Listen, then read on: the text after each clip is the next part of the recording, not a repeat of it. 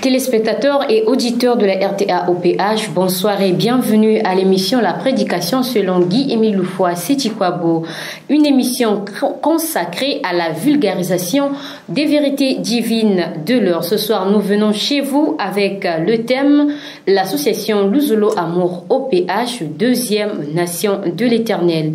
Les prédicateurs de l'association Luzolo Amour OPH vont nous apporter la lumière à ce sujet. Bonsoir prédicateurs. Bonsoir, madame la journaliste. Vous pouvez vous présenter. Je suis le frère Mavanga Soki Victor, membre confirmé de l'OPH, inspecteur spirituel et itinérant, membre du bureau de la prédication en langues étrangères, prédicateur attitré en langue française, chef coq. Je suis la sœur Solange Makosso, membre confirmé de l'OPH, prédicatrice promotion Abraham Maturke le 50. Le thème de ce soir, l'association Luzolo Amour OPH, deuxième nation de l'Éternel. Premièrement, j'aimerais savoir c'est quoi l'association Luzolo Amour OPH, cher prédicateur. L'association Luzolo Amour OPH, c'est une association de bienfaisance à caractère spirituel, fondée par Guy-Émile Loufoua Sétikwabo, l'esprit de vérité. Qu'entendez-vous par nation? Une nation, c'est un ensemble de personnes ou d'hommes vivant dans un même pays, avec les mêmes traditions et de préférence avec la même langue. Merci. Madame Solange, qu'entendez-vous par nation? En spiritualité, une nation, c'est l'ensemble de personnes que l'Éternel a choisies, mises à part d'une onction de l'Éternel. Personne que l'Éternel a mis à son service. Merci. Alors, si l'association Luzolo Amour OPH est la deuxième nation de l'Éternel, qu'en est-il exactement de la toute première nation? La toute première nation, on l'a appelée la nation du peuple d'Israël, choisie par Dieu lui-même, avec l'alliance scellée avec Abraham. Nous pouvons le lire dans Genèse 17, de 2 à 3. Et cette alliance est concrétisée avec Jacob. On peut le lire dans Genèse 32, verset 28. C'est à partir de Jacob qui est devenu Israël que désormais ce peuple est appelé peuple d'Israël. Première nation élue de Dieu. C'est une nation à qui Dieu a confié ses lois, ses recommandations, ses préceptes. Dès le départ, l'Éternel Dieu a prévenu. Le peuple d'Israël devait recevoir le salut et la porter à toutes les autres nations. Donc c'est un peuple modèle, le prototype de tous les hommes sur terre. Donc c'est à partir de ce peuple d'Israël que Dieu a ingurgité. C'est-à-dire le peuple d'Israël, c'est le véhicule même des enseignements de l'Éternel Dieu. L'Éternel Dieu avait voulu qu'il soit connu et reconnu à travers ce peuple qu'il a oint. Quelle a été l'attitude des Israélites vis-à-vis des lois, des préceptes, des commandements et recommandements de l'Éternel, Madame Solange Makosso? Les Israélites vis-à-vis des lois et commandements de l'Éternel, les Israélites ont affiché une désobéissance absolue, totale, caractérisée par la méchanceté et la concupiscence en penchant agit le bien de la terre. On peut lire ça dans Matthieu 23, versets 37 à 38 et Matthieu 21, 43. Oui, comme elle venait de le dire, comme qui dirait à travers la Bible, le peuple d'Israël avait la nuque raide. C'est un peuple qui a affiché, comme elle venait de le dire, la désobéissance. Une désobéissance totale et absolue, caractérisée par la méchanceté et la concupiscence. Madame la journaliste, je vous rappelle ce qu'ils ont dit lorsqu'ils ont traversé la mer. Ils ont vraiment agacé Moïse jusqu'à lui dire: mais Moïse, pourquoi tu nous amènes dans ce désert alors que nous étions en Égypte en train de manger, permettez-moi le terme, de bouffer la viande, les poissons, etc. etc. Donc voilà un peuple rebelle, vraiment rebelle. Et c'est pourquoi même Dieu décide de renoncer à ce peuple-là. Voyez, nous le lisons souvent dans Matthieu 21, verset 43, et Matthieu 23, 37 à 38, si j'ai bonne mémoire, je crois que c'est cela. Voilà. Quels sont les critères qui ont permis aux membres de l'Uzolo ou à l'association L'Uzolo Amour OPH de devenir deuxième nation de l'Éternel? Question est autour. On peut ajouter ceci. Regardez ce qu'il dit dans Jérémie 12, verset 8. Mon héritage a été pour moi comme un lion dans la forêt. Il a poussé contre moi ses rugissements. C'est pourquoi je l'ai pris en haine. Et dans Romains 10, verset 21, voici ce que l'Éternel dit. Mais au sujet d'Israël, il dit: j'ai tendu mes mains tout le jour vers un peuple rebelle et contredisant. C'est à cause de cette rébellion que Dieu décide désormais de tourner le dos à ce peuple rebelle. Incroyablement médiocre finalement, si on peut ajouter cela.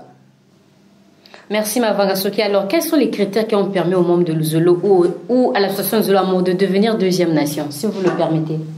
Oui, madame la journaliste, je voudrais faire parler lui-même, le grand maître de l'OPH, quand il dit dans ce document que vous voyez là, à l'orée du 3e millénaire, la prédication selon Guy Émile Loufoua Siti-Kwabo, tome 2, page 32, et 33 et 34. Lisons à la page 33, il dit ceci: en effet, nous sommes sa deuxième nation parce que Dieu a enlevé les bimangou ou mystères symbolisés par la grande et terrible lumière du Dieu vivant qu'il avait placé là où son fils était né, pour la transférer et l'implanter cette fois-ci au Mont Karikari. Il renchérit. Cependant, je me demande pourquoi, gros chef que vous êtes, vous m'avez posé la question de savoir par rapport à quoi sommes-nous devenus la deuxième nation de l'Éternel. Ma réponse est la suivante. Nous sommes la deuxième nation de l'Éternel parce que Dieu est venu s'installer éternellement au Congo-Brazzaville, plus précisément à Kibosigar-Sirceo, un tout petit village, plus exactement au Mont Karikari, là où il n'y a rien d'autre que de l'herbe. Et nous pouvons ajouter ceci, que au psaume 33, verset 12, « Heureuse la nation dont l'Éternel est Dieu ». Nous sommes devenus la deuxième nation, pour ajouter, c'est à travers et par rapport à l'obéissance et la pratique de la loi des sacrifices, madame la journaliste. Le document à l'orée du 3e millénaire, la prédication selon Guy Émile Loufoua Siti-Kwabo, tome 1. Voici ce que dit le grand maître de l'OPH, l'esprit de vérité lui-même. Madame la journaliste, permettez qu'on fasse une brève lecture. Nous qui sommes dans l'OPH et qui avons l'autorisation de dire aux frères et sœurs de payer les sacrifices, connaissons-nous la grande importance des sacrifices devant Dieu? Connaissons-nous quel privilège Dieu nous a accordé et quelle importance Dieu nous a donnée par le sacrifice. Nous qui avons obtenu ce privilège, est-ce que nous nous mesurons? Nous qui avons cette grâce que Dieu lui-même nous a accordée en autorisant à ses membres que nous sommes et à d'autres de payer les sacrifices, est-ce que nous nous mesurons? C'est en payant ces sacrifices qu'on devient à part entière un vrai membre de Dieu, car il le dit lui-même. Lui-même qui, Dieu, c'est ce que déclarent les Écritures dans le psaume 50, au verset 5 à 7. Bien d'autres passages de la Bible confirment pourtant cette vérité. Mais je me rends compte que nous ne lisons pas assez la Bible. Donc, Madame la journaliste, le premier et le plus grand critère d'appartenir à la deuxième nation, c'est à travers l'obéissance et la pratique de la loi du sacrifice, qui est une loi perpétuelle. Il faut le saisir, il faut le savoir, de génération en génération. Et c'est ce qui fait que, justement, entre autres, tout ce qu'on vient de lire, que nous devenions, que nous soyons la deuxième nation de l'Éternel Dieu. Madame la journaliste, vous avez l'habitude de lire parfois la Bible chez vous, l'histoire d'Abraham, dans Genèse 22, lorsque l'Éternel Dieu demande en sacrifice l'unique fils d'Abraham, offre-moi en sacrifice ton fils unique, Isaac. Voilà. C'est ce qu'on a dit ici là. Pour être réellement enfant de Dieu, serviteur de Dieu, il faut nécessairement passer par la connaissance, l'obéissance et la pratique de la loi de sacrifice. Merci Mabanga Soki Victor. Alors, quels sont les privilèges accordés au peuple de la deuxième nation, prédicatrice Solange Makosso? Merci Madame la journaliste. Le privilège accordé à la deuxième nation, la venue de l'implantation de la grande et terrible lumière au mont Karikari. Il y a l'appel de Dieu qui est arrivé depuis le 12 septembre 1999, accorder la paix à l'humanité tout entière. Il y a la vie éternelle le 12 mars 1996. Il y a l'Anguetani. Le 29 novembre 2004, on a inauguré l'Anguetani. Tout du 3 au 4 août 2001. Ésaïe 2, verset 2. Ézéchiel 44, agréé 2, verset 9. Et le mont Karikari, Dieu appelle tous les hommes de la terre entière de venir là pour l'adorer, le glorifier, afin d'obtenir tout ce dont ils ont besoin. Nous allons faire tour à la régie, suivre un insert et revenir juste après.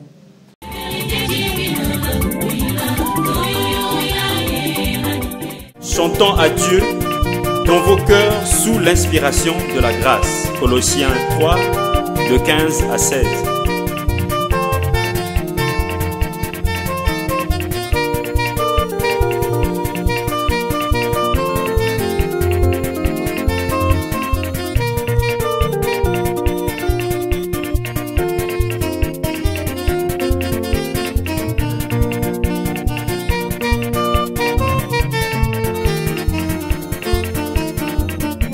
Yanjitaki misasa mizamieno miaku taboke sambala mukachi chakwe Yerusalem kemela funzami Esio ndani matondo Yerusalem kemela funzami Esio ndani matondo Yanjikunkangla junu bichini vyaku Bekuombele jipali yokele saye Yerusalem kemela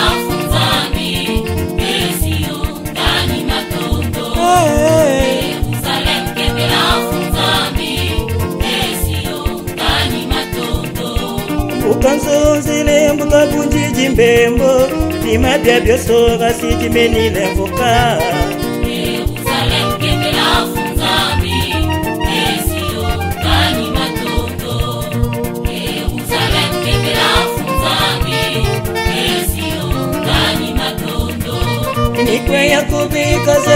mu mianji we Israelo kasisi titeno mianji Yerusalem kemela funzami Mesio kani matondo Yerusalem kemela funzami Mesio kani matondo Tini kanda janji ya jiji kasemene Jikazabiki sincheno mibavukira Yerusalem kemela funzami Mesio kani matondo Yerusalem kemela funzami Mesio kani matondo Tini kanda janji ya jiji kasemene Jikazabiki sincheno mibavukira Yerusalem kemela funzami Mesio kani matondo Yerusalem kemela funzami Mesio kani matondo Tini kanda janji ya jiji kasemene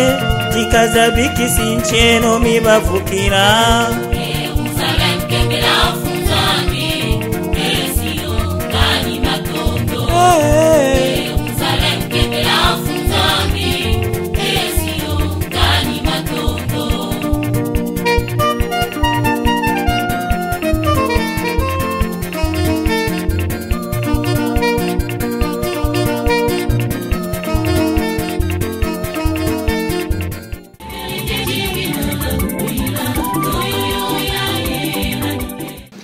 Merci la régie pour cet insert. Revenons à notre sujet. Nous parlons de l'association Luzolo Amour OPH, deuxième nation de l'Éternel. Alors, frère Mavangasoki, que doivent faire ceux qui ne sont pas à Luzolo d'appartenir à la deuxième nation? Ils doivent appliquer, pratiquer la loi du sacrifice, madame la journaliste. S'il a compris l'enseignement de l'ASLA OPH, il est libre de rentrer. L'ASLA, on rentre dans l'ASLA comme on rentre dans un magasin. Je ne fais que répéter le grand maître de l'OPH qui est Emile Kwabo.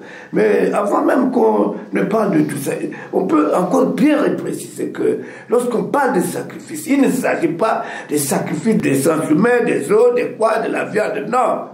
Hier, c'était les animaux avec le peuple d'Israël, parce que c'était un peuple d'éleveurs. Et aujourd'hui, ça n'est plus la même chose. Vous savez, madame la journaliste, beaucoup de gens déforment cette rubrique-là des sacrifices. Parce que ça sonne mal, sacrifice. Mais oui, pourtant, dans Genèse 22, nous l'avons dit, Abraham n'avait jamais égorgé son fils. Les gens disent que le grand-mère de l'OPH, Guy Emile Kwabo, est en train de nous tromper. Non, Jésus lui-même, quand il arrive, on l'amène au temple. Nous sommes là dans Luc 2, du verset 23 au verset 24. Nous sommes là encore dans Matthieu 5, verset 17. C'est lui-même qui parle. Ne croyez pas que je sois venu pour abolir la loi ou les prophètes. C'est bien clair là, ça est là dans la Bible. Et quand Jésus guérit ce lépreux-là, nous le lisons dans Marc 1, verset 43, Matthieu 8, verset 4, je reprends, Marc 1, verset 43, Matthieu 8, verset 4. Lorsque Jésus guérit le lépreux, il lui recommande d'aller voir le sacrificateur et d'offrir ce que Moïse a exigé pour tout cela. Vous voyez, madame la journaliste, parce que justement, beaucoup hésitent d'être dans les rangs des oliviers à cause de ce vocable sacrifice. Non, on ne sacrifie pas des hommes. Non, c'est de l'argent aujourd'hui. Voyez, c'est dit dans Osée 2, verset 8. Madame la journaliste, et quant au privilège, j'allais dire, nous avons des privilèges en quantité plurielle, matériellement et spirituellement. Mais matériellement, madame la journaliste, le mont Karikari, c'est la nouvelle Jérusalem descendue des cieux. Matériellement, nous avons cette montagne-là, l'Anguetani. Les piscines de l'Anguetani, pour mieux dire les choses, ça y est là. À quoi on fait allusion? Au Jourdain, 2 Rois 5. verset 14, Naaman s'en est allé baigner pour que sa lèpre soit, etc., etc. Tout ça, en quantité industrielle. Mais madame la journaliste, le grand-mère te dit, aucun magicien du monde, aucun sorcier ne peut se manifester devant le membre confirmé de l'OPH. Et il dit, si vous pouviez voir l'impendou que vous avez, c'est-à-dire le pouvoir des membres confirmés. Voilà pourquoi j'ai parlé de quantité plurielle, matériellement et spirituellement. Nous ne voyons pas les pouvoirs, les pouvoirs que nous avons. Parce que avec un membre confirmé, non. Le membre confirmé est comparable à un sapeur-pompier, quelqu'un qui brûle tout sur son passage. Le membre confirmé n'a pas peur des sorts jetés ici et là pour que tes côtes soient tortillées, pour qu'on te ventre... Non. Ça, de toute façon, quand un membre confirmé tient à ton objet sacré laissé par tes ancêtres, il anéantit cette puissance-là. Vous voyez? Maman, mais les manifestations de l'éternel Dieu, hein? À travers la lune, à travers le soleil. Donc tout ça, ça fait partie des privilèges. Ça fait partie des privilèges. À tout moment, et pendant les assemblées spirituelles. Et puis, ce n'est pas étonnant, puisque Daniel, si on voit Daniel 7, verset 13 à 14, mais oui, le temps nous manque, on allait lire ce passage-là, mais retenez ça. Daniel 7, du verset 13 à 14. Et on peut lire ça encore dans Apocalypse 14, verset 14. Les apparitions de l'éternel Dieu à la lune, au soleil, etc. C'est tout ça les privilèges, maman. Merci beaucoup. Alors, prédicatrice Solange Makosso, votre confrère prédicateur venait de dire que la loi des sacrifices, c'est ce qui fait que les membres puissent appartenir à la deuxième nation. Alors, comment expliquez-vous un peu les lois de sacrifice? Merci, madame la journaliste. Je voulais ajouter ceci. Les sacrifices, Papa Émile nous dit dans... la note numéro 014 du 25 juin 1996, il nous dit ceci. L'obéissance, c'est la vertu fondamentale d'un lusolifié. Ça voulait dire quoi, madame la journaliste? Que tu sois dans le zolo, que tu ne sois pas dans le zolo, ceux qui ont compris la loi des sacrifices, que tu sois dans une autre religion, soit je ne sais pas où, mais quand tu lis la Bible, la loi de Moïse, ceux-là qui ont compris, ils viennent payer leurs sacrifices à Guy-Émile Lufwa-Seti-Kwabo. Alors, comment est-ce que ça se passe, les sacrifices? Les sacrifices, ça se passe... il y a les sacrifices de membres, il y a les sacrifices de membres confirmés. Et en parlant de privilèges, l'Anguetani, c'est pour tout le monde, parce que Guy-Émile Lufwa-Seti-Kwabo est pour tout le monde entier. L'Anguetani est la source de tous ceux qui ont les maladies. Ils doivent aller se ressourcer à l'Anguetani, se plonger avec foi. Et ils seront guéris de tous leurs maux. C'est tout ce que je pouvais ajouter. Merci beaucoup, la prédicatrice Solange Makosso. Mavangasoki, une question en passant. Mais madame la journaliste, l'Éternel Dieu a été le premier à écrire de sa propre main aux hommes. Et c'est pourquoi les hommes aussi ont la possibilité d'écrire à l'Éternel Dieu. Moïse s'en était allé à la montagne pour chercher les tables de la loi, n'est-ce pas, madame la journaliste? Vous l'avez déjà appris certainement en passant à votre église. Donc les 10 commandements dont on fait état dans la Bible ont été écrits de la main propre de Dieu. La main propre de Dieu. Alors, une question. Par rapport à la situation qui prévaut au sein de votre association, ne pensez-vous pas que cette grâce puisse vous être ôtée de la main de Dieu, d'appartenir à la deuxième nation? Non. Ceux qui se sont égarés, ou ceux qui sont en train de s'égarer, ça n'engage que eux. On n'avait jamais répudié quiconque dans les rangs de l'Ussolo. Des gens se sont retrouvés de leur façon en s'excluant délibérément. Donc demain, ça veut dire quoi? Si tu te retranches d'un groupe, par exemple, mais enfin, c'est celui qui se rebelle, Madame la journaliste, j'allais prendre un exemple. Oh là là, si j'ai 2 femmes par exemple, que la deuxième serait belle et que la première reste avec moi, les bénédictions vont incomber à qui? À celle qui est restée, non? N'est-ce pas? Mais alors? Pensez-vous pas que la deuxième nation puisse désobéir à la loi de l'Éternel pour que l'Éternel puisse choisir au moins une troisième nation? Non, non, non, il n'y aura jamais une troisième nation. C'est la dernière nation, c'est la seconde. Voyez le terme qui convient même, la seconde nation. Parce que lorsqu'on parle de deuxième, bon, on le dit couramment. Hein? Non, non, non. Voilà pourquoi il faut parler en termes de seconde nation. Nous sommes la seconde nation, Madame la journaliste. Mais la deuxième nation de l'Éternel est Dieu, puisque il faut que je réponde à votre question par le récépissé, par exemple. Si je suis du récépissé du président fondateur de l'ASLA OPH, 884 par 83, mais nous avons nos privilèges, j'ai mes privilèges. Pourvu que je continue à être obéissant vis-à-vis du représentant. Ben, Madame la journaliste, vous savez, nous avons un texte d'engagement, le code de la route, j'allais dire. Et hier, le code de la route, c'était les 10 commandements, n'est-ce pas? Tu ne tueras pas, tu ne peux ainsi de suite. Nous aussi, nous avons ce code-là, à travers le récépissé 884/83. Le président fondateur de l'ASLA, OPH, n'a jamais exclu qui que ce soit en dehors des 2 éléments que nous connaissons. Feu Passimon Zembele et Feu Kabou, je m'excuse, je ne sais pas s'il est encore en vie. Si ce que nous sommes en train de vivre là, c'est un groupuscule. Puis ce n'est pas étonnant.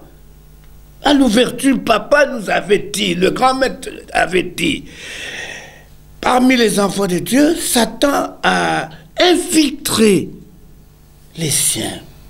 Vous comprenez? Parmi les membres de l'association de l'amour au PH, il y a une infiltration quelconque. Mais justement, tous ceux... Madame la journaliste, mais c'est clair. Si le récépissé du président fondateur est écrit 884/83 et que tu ne te retrouves plus dans ce récépissé-là, j'allais dire tant pis pour ceux-là qui se sont exclus volontairement et délibérément par un esprit certainement de concupiscence, comme on l'a dit tantôt, de méchanceté. Mais lui, il a dit, personne ne peut mettre fin à ma mission. Parce que tout ce que nous sommes en train de vivre là, ce groupuscule-là, donne l'impression qu'ils sont capables d'interrompre la mission secrète de Guy-Émile Foissey-Toukwabo. Non, il l'a dit.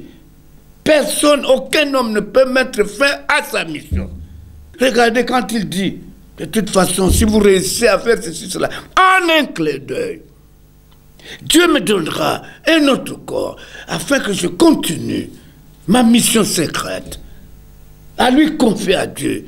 Mais Madame la journaliste, lorsque quelque part en un clin d'œil, c'est une façon de parler, de dire les choses. Vous voyez?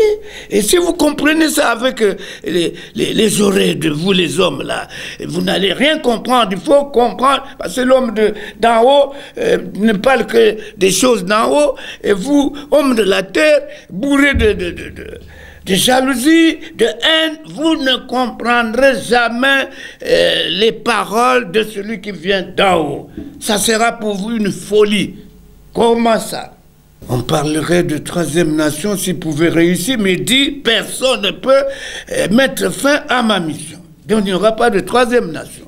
Merci Victor Mavangansoki pour cet éclaircissement, chers auditeurs et téléspectateurs de la RTA OPH. Il ne nous reste plus que quelques minutes pour clore notre émission qui a pour thème l'association Luzolo Amour OPH, deuxième nation de l'Éternel. Alors Solange Makoso, notre prédicatrice, quel est votre mot en guise de conclusion pour clore notre émission? Papa Émile nous dit dans À l'oreille du troisième millénaire, tome 1, page 11.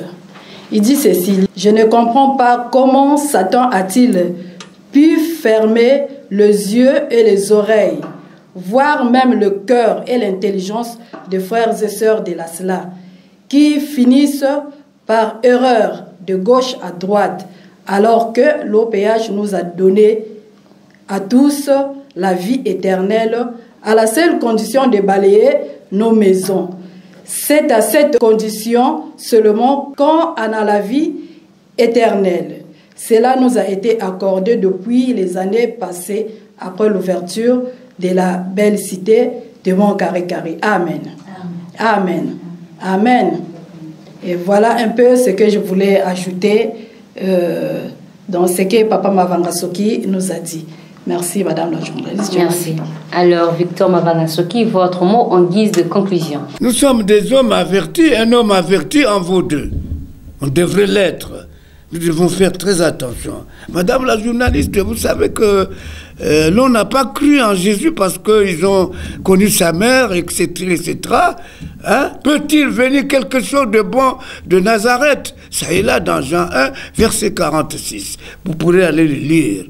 Et je prends l'exemple de Noé, au temps de Noé, Madame la journaliste. Noé a beau dire, a beau parler. Personne ne l'avait compris. Les gens faisaient ce que bon leur semblait. Aujourd'hui encore, et toujours, le président fondateur de l'ASLA-OPH, l'esprit de vérité. Oui, madame la journaliste, on doit bien marteler ça. C'est l'esprit de vérité. Il l'a dit. Il nous a recommandé d'aller dans le monde entier, aller proclamer dans le monde entier que nous avons vu Dieu, nous avons marché avec lui. Il est là au Congo-Brazzaville, il s'appelle Guy Émile Loufoua Sétikwabo. Nous avons parlé du peuple d'Israël qui a brillé par la méchanceté et la concupiscence, se pensant de vouloir jouir des biens de la terre. Ça veut dire quoi? Nous, deuxième nation aussi, nous qui appartenons à la deuxième nation, devons faire attention à la méchanceté et à la concupiscence. On allait encore dire ceci, que tous ceux qui nous écoutent, qu'ils soient de l'Uzulu ou pas, qu'ils pensent au déluge. Parce qu'aujourd'hui, Guy Émile Loufoua Sétikwabo, l'esprit de vérité, est en train de propager ce qui est caché. Et tout le monde, c'est comme une fuite de matière. Tous ceux de Pointe-Noire et d'ailleurs qui écoutaient cette émission saisissaient l'occasion de faire partie de la deuxième nation en obéissant et en pratiquant la loi de sacrifice, parce que dans Acte 10, nous avons l'histoire de Corneille, qui pourtant était pieux, mais qui ignorait totalement la loi de sacrifice. Profiter de l'occasion d'intégrer les rangs de la deuxième nation conduite par l'esprit de vérité lui-même. Merci Mavangasoki, Victor, prédicateur de la section d'arrondissement La Jérusalem Céleste. Merci Solange Makosso, prédicatrice de la section d'arrondissement Jérusalem Céleste. Grand merci à vous, auditeurs et téléspectateurs de la RTA-OPH. Vous avez bien compris que pour appartenir à la deuxième nation, il faut pratiquer la loi des sacrifices. C'est par ces propos que nous allons clore cette émission, la prédication selon Guy Émile Loufoua Sétikwabo, pour vous retrouver à la prochaine occasion avec un autre thème certainement.